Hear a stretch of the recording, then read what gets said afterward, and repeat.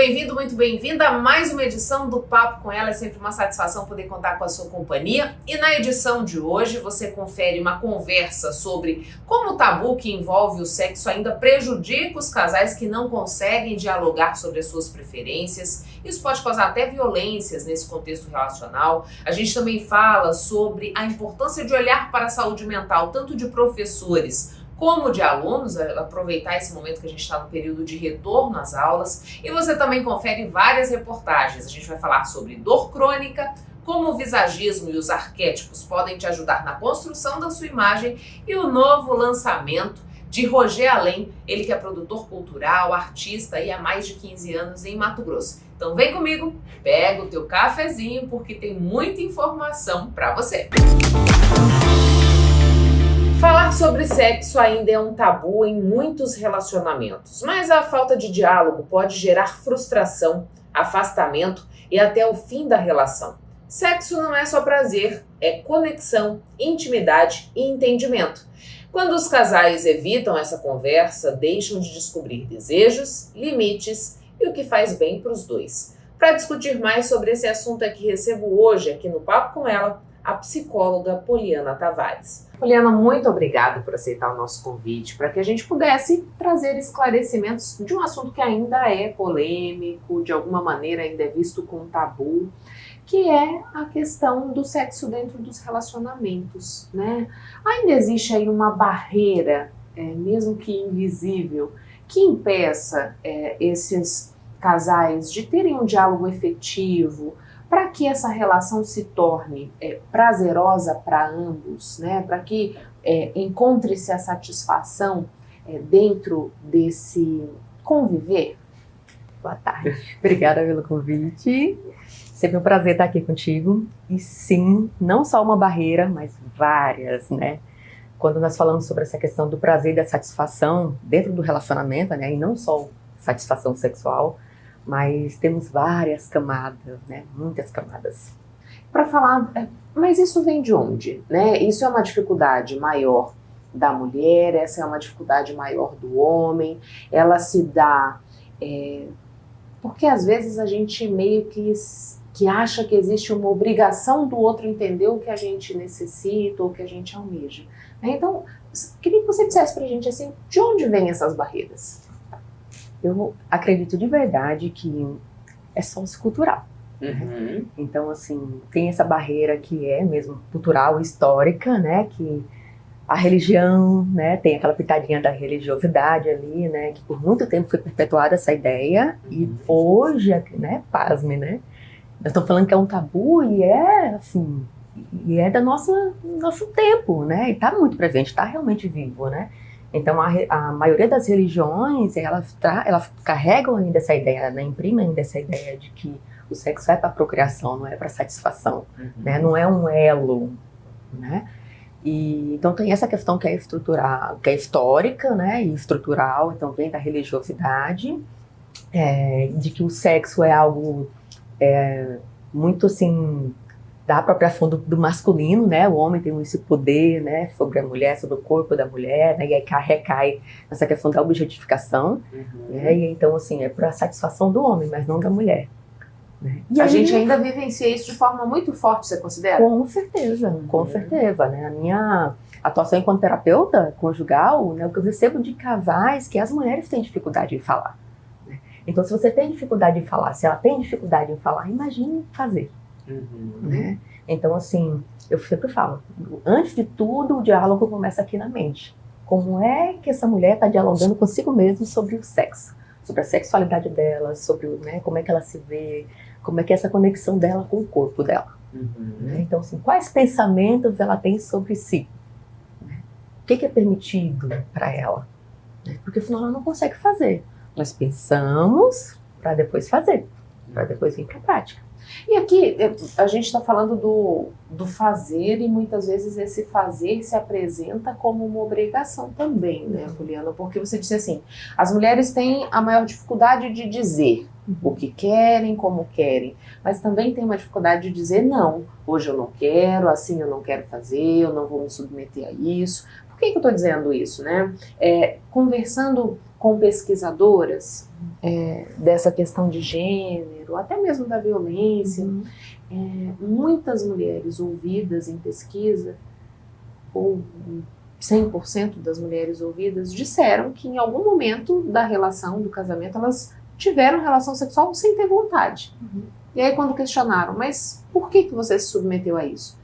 Para que ele não busque isso fora de casa. Isso ainda é uma ideia arraigada? Ainda é. Porque antes de tudo, né? Se nós estamos falando dessa base, né, sociocultural, que é histórico, né, de que isso é o direito do homem, mas não é um direito da mulher. E não se fala sobre isso. Tinha até a previsão em lei, né? Exatamente, né? E é muito recente, né? Esse direito adquirido da mulher, né? Sobre si, sobre o seu corpo, né? Documento e tudo mais, né? Então, assim, se isso é um direito do homem, né? Então o corpo dela pertence a esse homem, né? Então, assim, primeiro ponto, eu posso, porque foi dito por quantos anos que não poderia, ela não poderia dizer, falar sobre isso, porque não falaram com ela sobre isso, não foi ensinado, né? A questão da educação, né? Que hoje a gente trabalha em terapia, a gente chama de psicoeducação, né? Mas se isso é trabalhado em casa, é educação sexual a palavra, né? O termo é esse. Então, se não se era falado, então ela também não fala, né? E quem fala é o homem. E quando ela vai falar? Ela vai falar sobre o quê? Ela não conhece, né? Lembra? Ela não pensa, ela não fala, né? Ela não busca conhecimento, nem autoconhecimento, nem conhecimento sobre o tema, né? E aí, então, quando essa mulher tem o direito de falar, vê-se muito isso também, né? Quando eu posso falar, quando eu tenho essa liberdade no meu relacionamento, eu vou falar sobre o quê? Se eu não conheço, se eu não sei sobre o que eu vou falar, né? Então é difícil você falar sobre os seus limites ou sobre o que você quer, se você não sabe qual é o seu limite e o que é que você quer. E por onde começa esse caminho de conhecimento, né? Porque assim, quais são os movimentos que eu, enquanto mulher, dentro de uma relação, discutindo essa questão do que é limite, né? Do que é necessário e indispensável para que a gente esteja nessa relação harmônica. Por onde é que eu começo, Poliana? Deveríamos começar na infância. Mas já tô adulta, já estamos... lá atrás queimou etapa. Então a mulher já está aqui adulta. Primeiro ponto, nós recaímos sobre a questão da disfuncionalidade das relações. Então, para você falar sobre um tema que é tabu, que foi proibido, que era proibido, ela carrega isso. A mulher está adulta aqui, né, e está posto, né? Nunca foi falado sobre isso, eu não tenho o que falar sobre isso, então eu faço o que querem, o que desejam que eu faça. Recai sobre ali o desejo, né? Que é muito bom, né? Viver a mulher, né? Se sentir desejada de alguma maneira. Né? E aí, então, para criar esse ambiente seguro, é necessário que a pessoa consiga fazer boas escolhas relacionais. Né? Que ela se sinta confortável em falar sobre essa, que é visto como vulnerabilidade, né? Eu falar sobre algo que eu não domino completamente, né? Então é necessário que essa mulher esteja se relacionando com alguém que ela confia, que seja um ambiente seguro para ela falar, né? Para ela se conhecer, que ela pode se conhecer sozinha. Né? Mas se ela estiver se relacionando com uma pessoa que ela se sente segura, que ela se sente respeitada, se sente confortável, ela também pode descobrir quais são os pontos de prazer, quais são as zonas erógenas, né? Pode descobrir coisas novas, inclusive, né? Ali junto com o parceiro, né? Então, assim, para que tenha um lugar, né? Para que tenha um modo de trazer, né? De realizar essa educação sexual já agora na vida adulta, tardia, né, é necessário que ela esteja numa relação que funcione bem. Uma relação onde haja valores, onde haja que são requisitos, né, que são necessários para que você tenha uma relação saudável, né?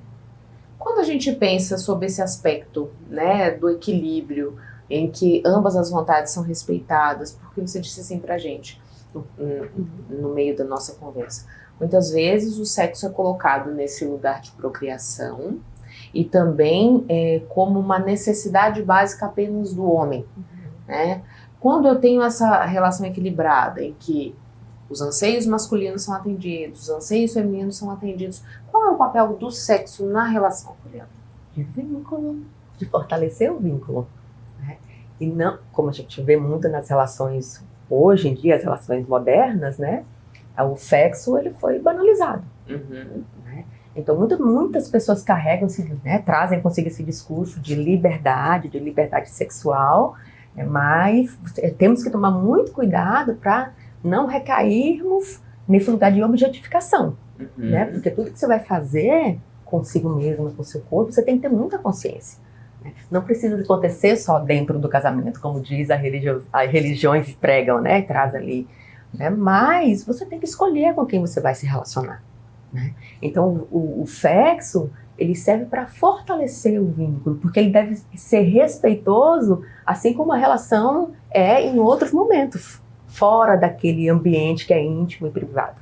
E aqui a gente também ouve muitas queixas no seguinte sentido, né? Eu tenho uma relação com o meu parceiro que é uma relação desgastante a maior parte do tempo. Mas chega à noite, por exemplo, e ele me procura como se nada tivesse acontecido e ele quer manter relação sexual. Aqui a gente tem que pensar também na diferença de funcionamento, né, do corpo feminino e do corpo masculino, até para entender onde é esse ponto de equilíbrio. Sem sombra de dúvidas. E, pasme, esse é um ponto que é trabalhado na terapia conjugal. Né? Porque eu uso assim, sempre uma metáfora, né? Eu falo assim, direcionada para os homens, né? Tô ali falando para o casal, mas para os homens, né? Para o homem, eu falo, olha, você é um fogão a gás, né? Então, apertou um botão, fica aceso. E mulher é um fogão a lenha, né? Então, se a relação durante o dia inteiro, a comunicação foi disfuncional, foi agressiva, passiva-agressiva, foi violenta, como é que você quer, né, que essa mulher esteja disponível, né? Como é que você quer dar prazer e satisfação para essa mulher? Como é que você quer que ela esteja aberta à relação sexual? Não vai acontecer. Não vai acontecer. E quando você traz essa informação, qual é a reação? Quando acontece, aí tem essa reação depois dessa fala ainda, né? Porque se isso acontece, se você não está atento, você não está atento ao desejo da sua companheira, à satisfação dela, né? E se ela está se relacionando com você sem querer, né? Tem nome hoje. Estupro marital. Estupro marital. Né? Aí a cara é de espanto. Porque as palavras precisam ser colocadas. Né? Isso é educação sexual na adultez. Né? Porque, como nós falamos, foi queimada a etapa lá atrás. Então precisa ser dito. E aí a mulher recebe todo um treinamento para ela conseguir sustentar isso internamente e no dia a dia do relacionamento. Ela precisa se posicionar e ela vai aprender a se posicionar, né, para dizer, olha, eu preciso disso, eu preciso de afeto nas palavras, preciso de afeto no olhar, no toque, no gesto, para que à noite essa relação sexual seja satisfatória para nós dois. A gente pode dizer que a mulher exige mais um contexto de confiança para esse contato do que o homem? Porque quando você fala assim, eu preciso me sentir cuidada, eu preciso de palavras que não sejam ditas de forma agressiva, né? Eu preciso sentir mesmo que tem um interesse ali. Seria essa relação de confiança ou cuidado que deve ser nutrida? Como que você classificaria, ou não sei se dá pra gente rotular assim, né? Mas essa dinâmica que deve permear esse dia a dia? Muito, muito importante você trazer isso. Por quê? O homem, ele tem como nós podemos dizer? Ele tem familiaridade ao ser amado. Então, o homem recebe amor desde sempre. Tá? Mas não é pelo fato dele ter recebido amor, né? As preferências, né? O homem tem mais direitos desde sempre do que as mulheres na nossa sociedade, que ele está sendo ensinado, que ele foi ensinado a amar. Né? Então, assim, o que eu acredito, né, é que não só a mulher ela precisa aprender a receber, aprender conceitos mais assertivos do que é afeto e amor, como esse homem também. Né? Porque às vezes a gente olha e fala assim, porque ele é fogão a gás, não significa que ele não precisa de afeto. Né? Ou que ele precisa aprender o que é afeto, a demonstrar afeto, aprender a amar. Né? Os dois precisam. Então, assim, essa educação, essa busca por esse conhecimento afetivo é para os dois. Né? Na nossa sociedade, a mulher precisa de mais, porque de fato ela está mais carente de afeto. Porque por vezes ela desde sempre. Ela doa, né? Ela se doa. Né? Mas para ele conseguir fazer isso, ele precisa aprender. Os dois precisam aprender. Você falou pra gente, a gente está vivendo numa sociedade em que até se fala do amor líquido, né, das relações líquidas, em que essa relação ela foi banalizada. Enfim, qual que é o prejuízo disso? O prejuízo é que não só na nossa sociedade a gente já conviver com as situações de violência, né, que as mulheres sofrem até hoje, de todo tipo de comunicação passiva-agressiva, violenta, né, que as violências terminam, né, ali com a violência física, mas até chegar na violência física ela já passou por todas, né, todo tipo de violência, né, mas eu acho que o mais grave dessa questão é das mulheres estarem se colocando nesse lugar, estarem se colocando em situação de violência por banalizar a sexualidade, por banalizar o ato sexual, as relações sexuais, sabe? E você de fato escolher, né, com quem você quer viver aquele momento, entender que seu corpo, né, que você é única e que seu corpo é algo que você deve cuidar. Que se você não cuidar, ninguém vai poder fazer isso, né? E se você não cuida, é porque você não ama, né? Como é que você vai conseguir pedir, exigir amor e cuidar se você própria não se sente assim, né? Então, assim, uma outra dificuldade nas relações sexuais é isso, né? Como é que a mulher se vê? A questão da autoestima, como é que ela cuida, enxerga o próprio corpo no espelho, né? Porque se você não ama o seu corpo como ele está agora, você não vai amar o seu corpo como ele estará. Então não é uma coisa que depende só do físico, de como é que você se vê no espelho, né? É como é que você se sente com o seu corpo. Então você tem que respeitar. E você tem que ter atitudes que demonstrem e ensinem como é que o outro deve tratar o seu corpo. A partir da maneira como eu me trato, eu digo ao outro como ele pode me tratar também, né? Exatamente. Poliana, muito obrigada pelas informações aqui no Papo. Eu que agradeço. Obrigada. Sempre muito bom. Pessoal, precisamos falar de um assunto muito sério, que é a violência contra a mulher. Nós sabemos que os casos de violência doméstica são altos, e é por isso que o governo de Mato Grosso lançou o movimento MT por Elas. Se você sofre qualquer tipo de violência física, sexual, psicológica, moral ou patrimonial, saiba que não está sozinha. O programa Ser Família Mulher lançou este movimento para dar um basta à agressão de milhares de mulheres por todos os lugares. Não podemos mais ignorar os gritos de dor e sofrimento. O governo de Mato Grosso está pronto para acolher qualquer mulher que esteja sofrendo algum tipo de violência. Denuncie 180. Em casos de emergência, ligue 190. Repetindo, denuncie 180. Em casos de emergência, ligue 190. Governo de Mato Grosso. A gente vai a um breve intervalo comercial e volta já. Não saia daí.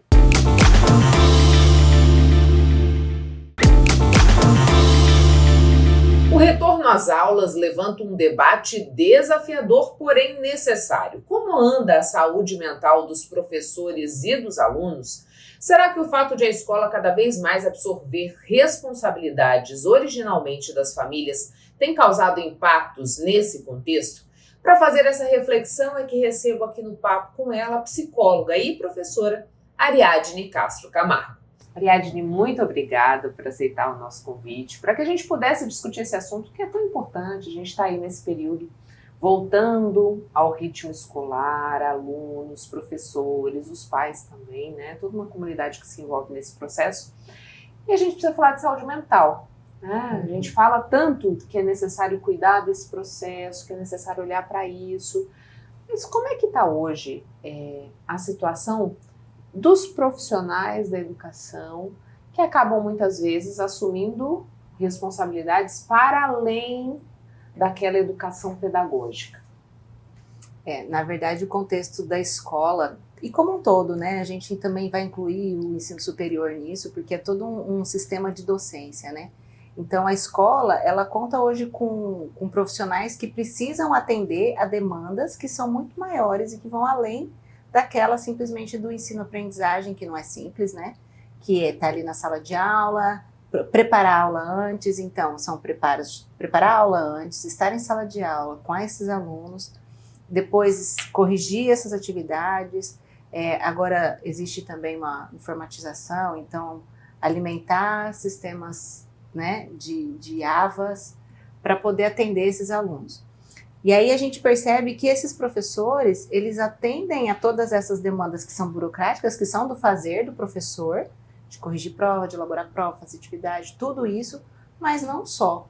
Eles estão ali diante de públicos que são diversos, tendo que atender uma demanda emocional desses estudantes muito grande, muitas vezes, de contextos desafiadores, e isso não se resume a um único contexto. Então a gente vai pensar na educação e na saúde desses profissionais da educação de um modo geral. Então, se são profissionais que estão na educação pública, eles vão ter sofrimentos, dificuldades e desafios que estão nesse contexto público. Se eles estão no contexto privado, também tem demandas, sofrimentos, desafios nesse contexto privado. Então, são perspectivas de estar na docência que trazem para esse docente muito sofrimento. Uma sobrecarga, na verdade, de vários elementos, assim. Existe já um entendimento ou uma compreensão da dimensão dessa responsabilidade e dessa necessidade de cuidado? Isso eu digo não só pela rede pública, que é empregadora de parte desses profissionais, como também da rede privada e até mesmo dos próprios profissionais. Porque às vezes a gente vai entrando naquela engrenagem de que é preciso dar conta de tudo e não é... A gente não se dá o tempo de refletir sobre aquele contexto que a gente está inserido e nem qual é a nossa necessidade, né? Então, aí vem esse questionamento. Existe uma conscientização de todos esses personagens envolvidos nisso, de que é preciso olhar para essa questão? Não. Na verdade, o que eu percebo, né, de contato com muitos professores ao longo de muitos anos, mas também agora, dentro desse olhar, desse cuidado com a saúde mental, desse grupo, é que eles entendem que não estão bem. Então, é um grupo que percebe que tem processos depressivos, processos de ansiedade, de voltar para a sala de aula. Então, conversei com muitos professores antes de voltar para a sala de aula, quando estava assim, acabando as férias, os sintomas físicos, falta de ar, dor de cabeça, não consigo, as angústias de ter que voltar para aquelas demandas, e ao mesmo tempo, estando lá nos grupos dos professores, conversando com eles sobre essas demandas, eles falam assim, não tem tempo para cuidar da saúde mental. Então, às vezes, eles percebem que estão com desafios relativos à saúde mental, com dificuldades, às vezes, de lidar com as próprias emoções, de lidar com o contexto da sala de aula, de lidar com as vulnerabilidades, mas eles não encontram tempo de fazer isso. É como se fosse algo impossível dentro da rotina encaixar um cuidado com a saúde mental. Assim, algumas instituições ainda têm essa preocupação de dar algum suporte ou de oferecer, às vezes, rodas de conversa, momentos de acolhimento, educação socioemocional, mas isso como uma exigência e ainda muito pequena, né? É como se isso ainda estivesse chegando, existe essa necessidade. Então, tem um psicólogo na escola, mas esse psicólogo não é para atender o corpo docente e também não é para fazer clínica com os alunos. É para fazer com que o sistema funcione, digamos assim, resolver problemas, atender estudantes que estão ali numa situação difícil e ainda assim de uma outra forma. Não há um cuidado, uma preocupação com essa saúde mental desses docentes. Mas isso é como um todo, assim, até dentro das próprias famílias. Elas vão delegando para a escola funções que são da família, de educação, de cuidado, de acolhimento, até emocionais ali, de limites, e o professor precisa ir ali na dinâmica da escola, na dinâmica da sala de aula, absorvendo essas demandas que são familiares. E que impactam o ensino-aprendizagem de alguma maneira, né?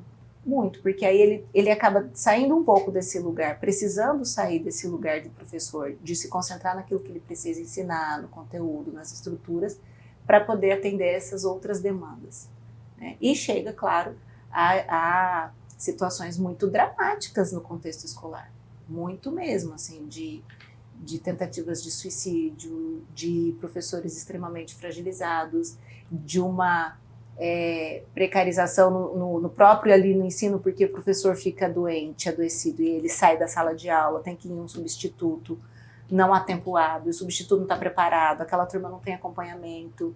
Então, esses professores eles vão vivenciando esse processo de sobrecarga e sem conseguir encontrar um tempo para se cuidar, para se perceber, para se olhar nesse ritmo.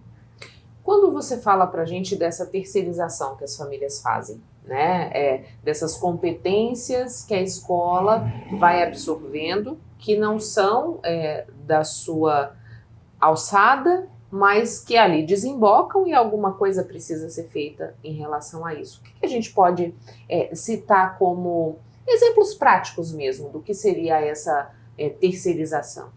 Vamos do básico, né? Muitas vezes os alunos eles chegam na escola sem uma noção clara de limites. Então a escola e o professor, como uma figura de autoridade, ele precisa estabelecer limites. Mas a família não estabelece limites. Então chega aquele jovem, aquele estudante que ele acha que pode fazer o que ele quer naquele contexto, porque ele não experimenta o limite dentro do espaço familiar, né? A gente pode falar também de valores básicos, de educação, de gentileza, do com licença, do bater na porta, do obrigado. Então, você tem uma demanda, por exemplo, na escola, de ter que ensinar para o aluno de ensino médio que ele precisa pedir licença para entrar numa sala de aula. E entre tantas outras questões que são vivenciadas ali, às vezes de respeito ao outro, de estar ali na convivência, de estar num ambiente que é coletivo, né? A gente também pode trazer questões de preconceito, de diversas formas que geram outros tipos de violência. Então, acaba que o contexto escolar, que era para ser um contexto de construção, suave, animado, tranquilo, ele se transforma muitas vezes num ambiente hostil, tanto para professores quanto para estudantes e para as famílias. E o que eu penso? Que às vezes essas famílias, elas, por qualquer razão que seja, desestrutura e tal, elas colocam no professor essa obrigatoriedade. Não há uma parceria, assim, eu não reconheço. A família não reconhece no professor alguém que está ali para somar, para contribuir, para dar àquele filho, naquela família, uma estrutura que seja acadêmica, uma competência para vários outros setores da vida que tem a ver com uma construção, né, que está atrelada à função da escola. A socialização está atrelada à função da escola também, né? Mas ali na relação professor-aluno, que também existe um elemento específico, é como se essas famílias depositassem na escola essa obrigação de educar meu filho. A família exige que esse professor eduque o filho que ela própria muitas vezes não educa. É claro que a gente não pode generalizar, tem muitas famílias que se responsabilizam efetivamente pela educação, pelo cuidado dos filhos, reconhece no professor esse lugar, saber também o limite que esse professor tem dentro da participação na vida do filho, mas não existe uma valorização talvez tão abrangente quanto deveria do lugar desse profissional. E isso é como um todo, não só pela família. Se a gente pensar na sociedade, vamos pensar no esvaziamento das universidades nos cursos de licenciatura. Quantos? Você observa que existe uma escassez cada vez maior de professores. Aliás, esse é um movimento que vem se agravando em diversas áreas, né? O esvaziamento das universidades, as pessoas não buscam mais esse ensino superior. Inclusive, vale até um programa para a gente discutir o porquê desse movimento. Mas, Ariadne, você estava falando para a gente, né, desse ambiente, desse cenário desafiador que se apresenta para os professores, mas a gente também tem um contexto para os alunos. Por exemplo, alunos que estão nessa fase de transição, que eles vão deixar ali o ensino médio para ingressar nessa vida acadêmica, essa pressão da escolha, essa pressão do preciso desempenhar bem para que eu esteja bem colocado, e toda essa competição, assim, digamos, que se estimula no ambiente escolar, isso também pode causar um sofrimento mental para esses estudantes? Na verdade, assim, a gente se depara com um quadro, um cenário entre os estudantes que é muito, para aqueles que estão nessa busca de crescimento ou pressionados pela família ou porque querem mesmo finalizar o ensino médio, ingressar numa faculdade, existe um ambiente de desafio, de competição e ainda mais agravado pelo uso do celular, das redes sociais, daquilo que se coloca. Existe esse movimento e é desafiador, porque muitas vezes você se depara no contexto escolar com aqueles que são mais estimulados, mais competitivos, e aqueles que são mais retraídos, e existe uma violência simbólica aí que um se sobrepõe e impõe um poder ao outro. Então você tem grupos muito, às vezes, deprimidos, violentados, né? E outros que querem se sobressair, né, diante desses. Mas há também um outro eixo de estudantes com menos perspectivas. Então, dependendo do cenário em que você observa a educação, você vai ter estudantes que não pensam em entrar na faculdade, nem sabem o que estão fazendo ali no ensino médio. E para muitos, terminar o ensino médio já é uma grande vitória. E nem sabem por que eles estão fazendo aquilo. Então, como se não houvesse um valor daquele conhecimento. É isso. Na verdade, o que eu observo é que muitas vezes o estudante está ali naquele espaço para cumprir uma obrigação por uma exigência familiar ou por uma exigência do governo, por uma exigência que não é dele própria, muitas vezes tendo passado por todo o ciclo escolar sem ter absorvido quase nada ou muito pouco que faça sentido na vida prática.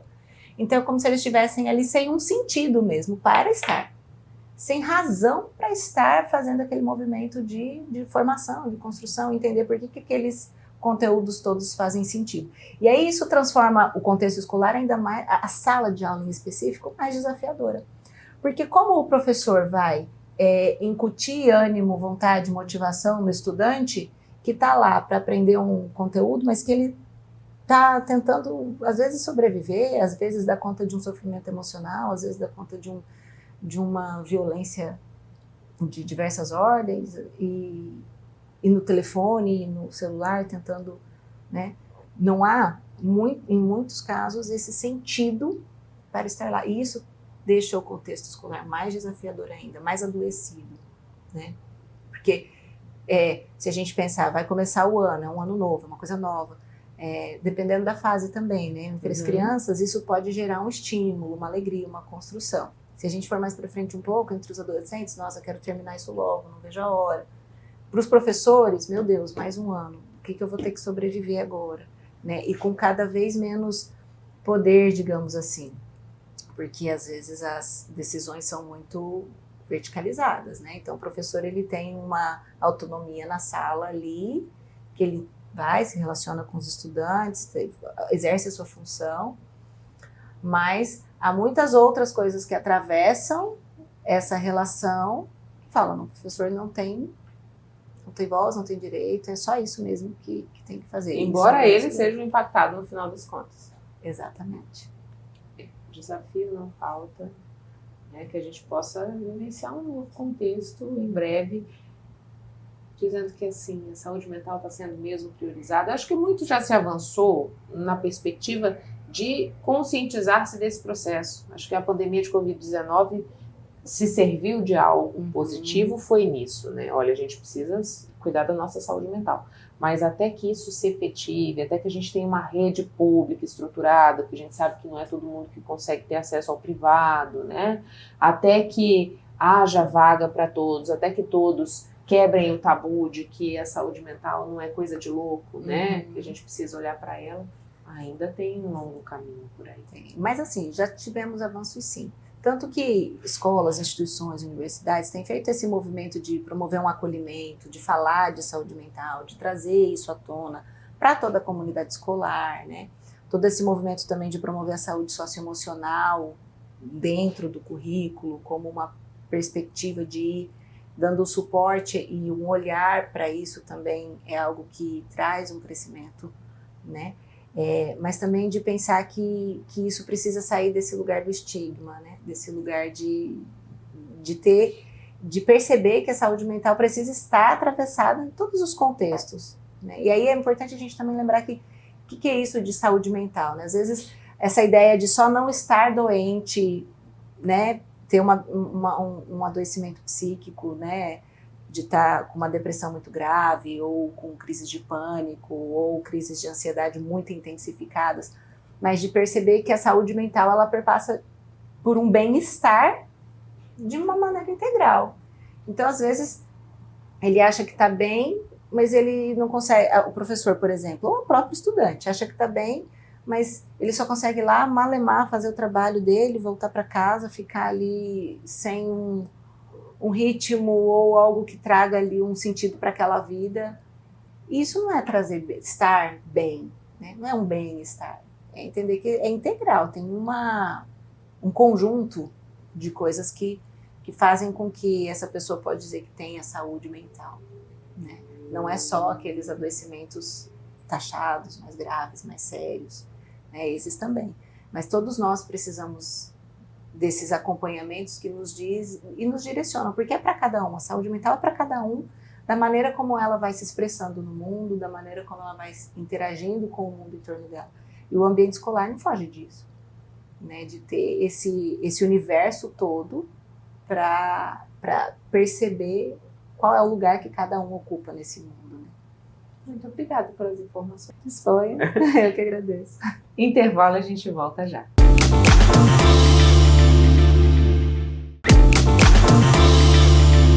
Sabe, todo esse conteúdo que a gente produz aqui no Papo com Ela, ele fica disponível também no YouTube para você ver e rever sempre que quiser. Para isso, eu te faço um convite, venha fazer parte do nosso canal no YouTube. Você ainda não está inscrito ou inscrita? Então fica o meu pedido, inscreva-se, porque assim você não perde nenhum assunto do papo. Esse QR Code que aparece aqui na tua tela, aponta a câmera do celular para ele, que ele vai te dar certinho o caminho para que você passe a integrar o nosso canal. Você sente dores que parecem não ter fim? Esse pode ser um quadro de dor crônica. Ela atinge cerca de 60 milhões de pessoas no Brasil e pode comprometer significativamente a qualidade de vida. A hanseníase é uma doença infecciosa que se manifesta com sintomas visíveis e principalmente invisíveis. Isso porque o bacilo de Hansen tem uma forte preferência pelo sistema nervoso, o que pode levar a quadros de dor crônica e alterações neurológicas. O bacilo de Hansen, ele gosta muito do nervo. E o grande problema é que quando ele atinge primariamente o nervo, a gente também tem bastante dificuldade no diagnóstico, porque muitas vezes você faz o exame, os pacientes bem sabem, né, que é um exame que tem presente nos nossos postos de saúde, quem quiser fazer, tá lá, pode ser feito, que é o exame da linfa, daqui da orelha, do cotovelo, e muitas vezes não vem nada, não vem a presença do bacilo ali. E o paciente reclama de muita dor, ele perde a sensibilidade térmica, perde a sensibilidade tátil, dolorosa, tem muita queimação, tem muito formigamento, sensação de choque. Então é uma doença que gosta do nervo, lesiona o nervo, que é um pouco mais difícil de diagnosticar. O Mato Grosso é um dos estados com maior incidência de hanseníase. Dados da Secretaria Estadual de Saúde mostram que entre janeiro e outubro de 2024, mais de 4.000 casos foram registrados. Uma doença completamente tratável no nosso país, muitíssimo presente no Mato Grosso principalmente, e que a gente precisa ficar muito atento, porque eu sempre falo que o bacilo de Hansen, ele é um bacilo muito inteligente. Não é à toa que ele está presente na humanidade desde antes de Cristo e que a gente não consegue erradicar. A dor causada pela hanseníase pode evoluir para um quadro crônico se não for tratada adequadamente. Muitas vezes, os pacientes demoram a perceber os sintomas e buscar ajuda. O paciente que começa com formigamento na mão e na perna, ele demora para entender às vezes que aquilo é um problema. Mas o corpo vai ali, vai dando sinais, né? Começou a formigar, eu comecei de repente a perder força, principalmente sensibilidade. Geralmente a perda de sensibilidade vem primeiro. Tem pacientes que fazem aquela mancha branca geralmente, mas pode ser mais rosinha, avermelhada, com perda de sensibilidade.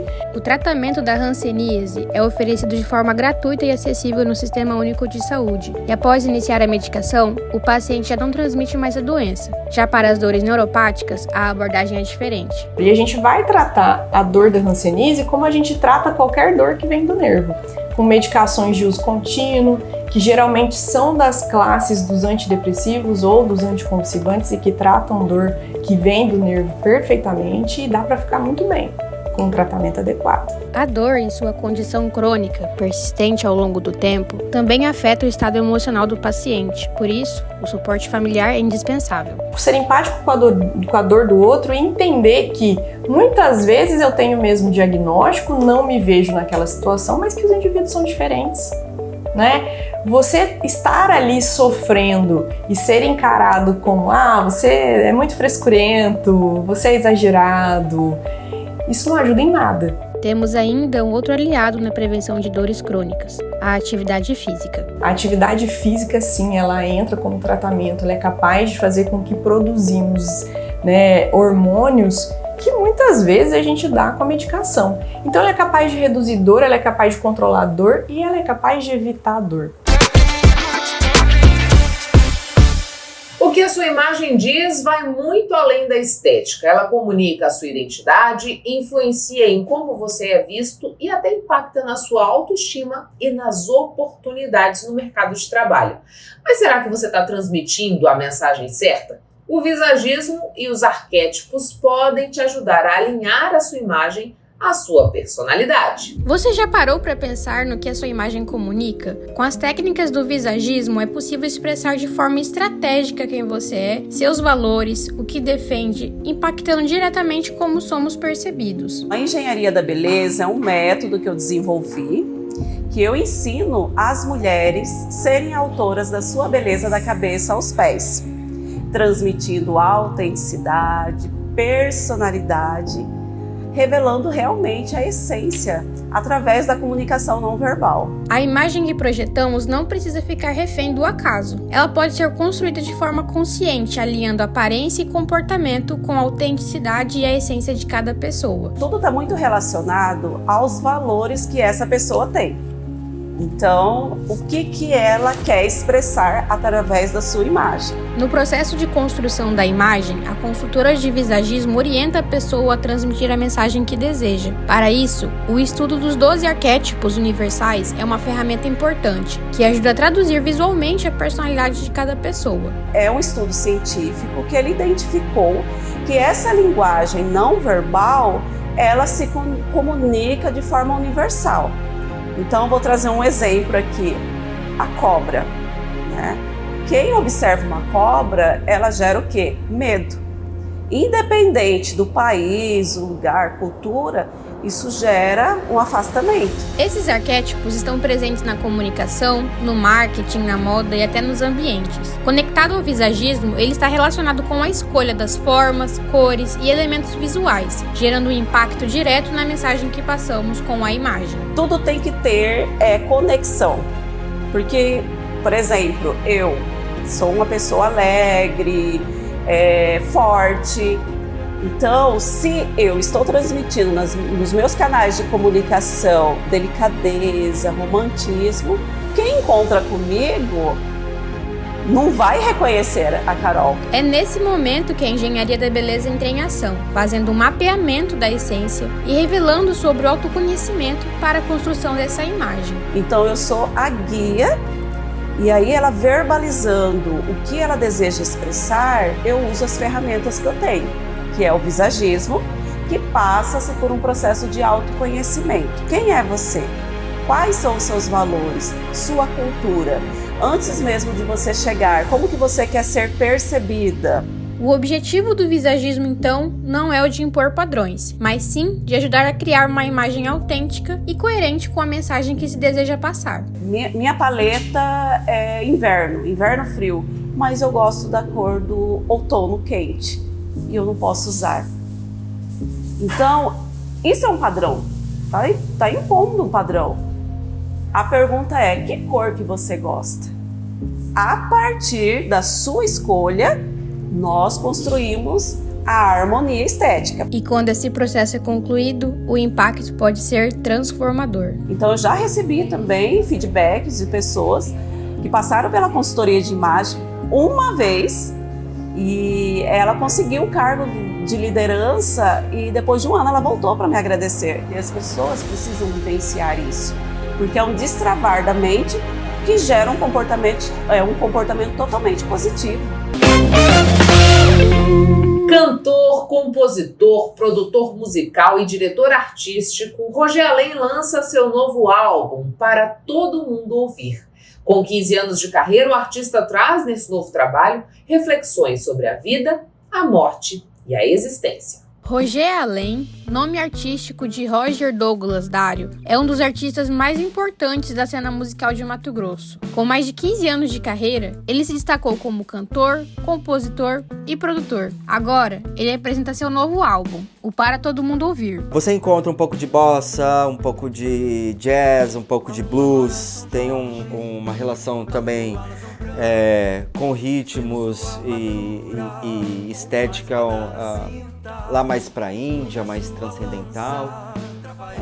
Então cada caminhada que a gente dá, a gente acaba tendo outras referências e isso não tem como não refletir no som que a gente faz, né? O álbum Para Todo Mundo Ouvir mistura influências de mantras, jazz e ritmos brasileiros. A produção foi feita em Chapada dos Guimarães, e é lá que Roger Além encontrou inspiração para mergulhar em temas profundos, como a conexão do ser humano com a sua própria essência. Eu falo que o Para Todo Mundo Ouvir, ele tem várias particularidades e ele é muito importante, principalmente para mim como cantautor, produtor musical, é que foi o primeiro álbum o qual eu me senti à vontade de colaborar 100% com outro letrista. Porque até então, todas as músicas que eu lançava, ou que eu lancei, foram produções minhas. A parceria entre Roger Além e Jobenildo Mota começou logo após a pandemia, quando o estilo das letras de Jobenildo captou a atenção de Roger. Apesar de levar 4 anos para ser concluído, o processo criativo foi tranquilo, resultando em um trabalho que reflete a conexão entre os dois. A primeira música do disco, que se chama Nada Sei, é uma música que leva a gente muito a se questionar, né, de onde a gente veio, o que a gente é hoje e para onde a gente vai depois que a gente morre na Terra, né? O artista por si só ele é um ser inovador, né? Os fazedores, os criativos. A gente tem muito essa ânsia, né, de sempre tá tentando olhar para um lado que só o nosso casulo de artista nos permite. A gente se desconectar dessa coisa toda da metrópole, da Matrix, né? E conseguir olhar para uns cantos, sofrer também, porque a gente sofre muito. Então inovar para o artista, ele é uma condição existencial mesmo, assim. Outro elemento inovador de Para Todo Mundo Ouvir é o Viajante do Tempo. Ele representa a mensagem atemporal do álbum, conectando passado, presente e futuro. Ele simboliza ainda como a música pode transcender gerações. O trabalho está disponível em todas as plataformas digitais. E isso não sou eu que estou falando, o artista, é a ciência mesmo. A música, ela é uma magia muito poderosa, que nasceu com nós, seres humanos. Nós somos seres musicais, né? O nosso coração bate um ritmo. Os carros vivem no ritmo, a cidade, quando a gente acorda, se você pegar, você começar a ver que tudo no seu...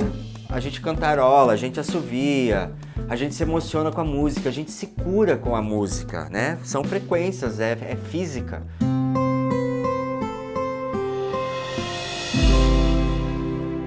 Participa hoje do Papo Poesia, ocupante da cadeira de número 17 na Academia Mato Grossense de Letras, Divanise Carbonieri, declamando o poema Entraves. No afã de desligar o liquidificador, deslocou o tendão de Aquiles, depois de ter lesionado a coluna, ao acionar o interruptor da lâmpada, tendo dilacerado a hérnia inguinal ao colidir com a máquina de lavar. Foi só estancar a hemorragia fluida e distensionar o músculo deltoide para desarrolhar o gargalo oblongo, espirrando o espesso licor no olho, até conter a lágrima no pó compacto. Mais uma quina a estraçalhar seu pé. um talho rasgado em plena epiderme. Não é qualquer falha de caráter que torna arrastado o existir por entre trastes.